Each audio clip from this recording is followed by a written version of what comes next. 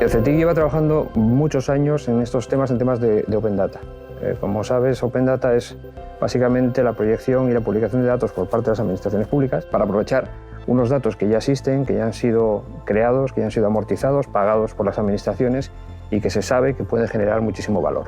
Hemos trabajado con muchas administraciones públicas apoyando ese proceso y aquí en Gijón pues ha sido uno de los primeros. Prácticamente la iniciativa Open Data de Gijón nace en el año 2010, se ha ido evolucionando y preguntamos.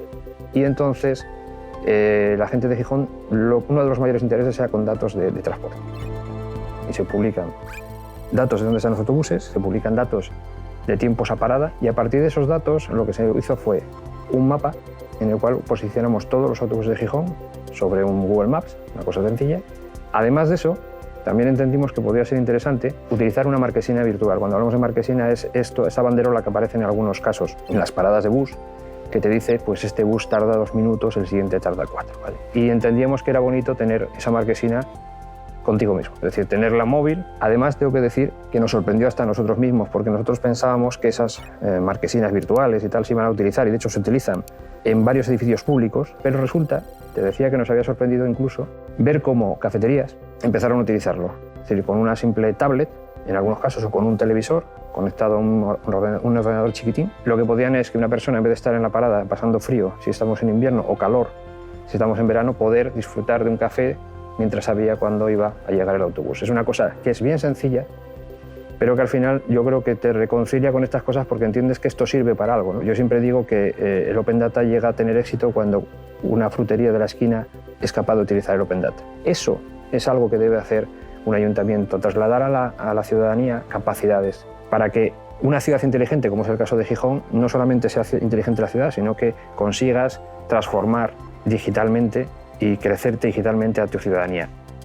Tienes lanzados por la ciudad N sensores que son cada uno de esos autobuses, por lo tanto, puedes estar analizando dónde tienes embotellamientos, puedes estar analizando, por ejemplo, dónde tienes problemas en el suelo. Si tú le colocas un sensor que le permita un acelerómetro, que lo tienen todos los móviles ahora mismo, si tú controlas ese acelerómetro para saber dónde vibra de una determinada manera, tú puedes estar sabiendo dónde hay baches y de esa manera generar hacia tu área de obras partes para la reparación. Pero es que hay más posibilidades. Por ejemplo, se planteó el colocar en el propio autobús sensórica relacionada con la medición del aire, de manera que el autobús se va moviendo y ya no es lo que conoce un dispositivo que está colocado en una estación que está fija, sino que además puedes coreografiar esa información fija con información móvil que tiene el autobús, ¿no? Con lo cual, es decir, adquieres una riqueza enorme con el uso de los datos que te va dando el punto Open Data.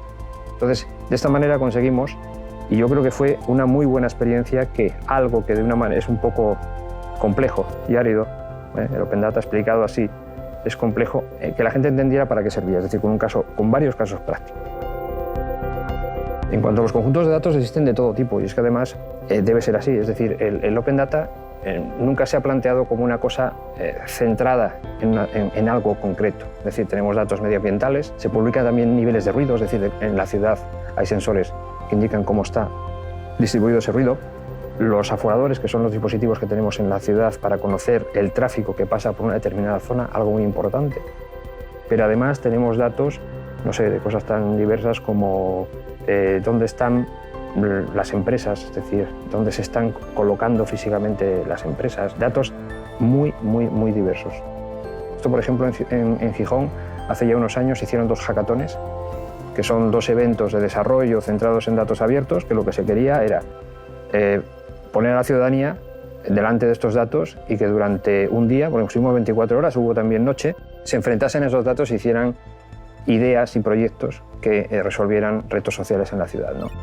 El tema de la tarjeta ciudadana es un elemento muy característico de Gijón, porque además es de los sitios de España en el que más éxito ha tenido. Tiene muchísimo tiempo de funcionamiento, muchos años. Yo no sabría decirte el número de años, pero muchísimo tiempo, y además lo que se ha conseguido es que cada vez más servicios que el ayuntamiento presta estén vinculados a esa tarjeta. Es decir, tú puedes viajar en bus con tu tarjeta ciudadana, tú puedes, por ejemplo, reservar una piscina o puedes reservar una pista para poder jugar un partido con tus amigos, o puedes, por ejemplo, una cosa tan sencilla como ir a un punto de recarga de coche eléctrico y hacerlo funcionar con la tarjeta, ¿no? Entonces, se ha conseguido que esa tarjeta pues, sirva de nexo a un buen número de servicios que da el Ayuntamiento de Gijón, y por lo tanto es un elemento que, insisto, es diferencial porque no hay muchas ciudades que utilicen la tarjeta de una forma tan amplia, o incluso que hayan divergido en el sentido de que tienen más de una tarjeta, que eso a veces es un problema. Es decir, tienes una tarjeta para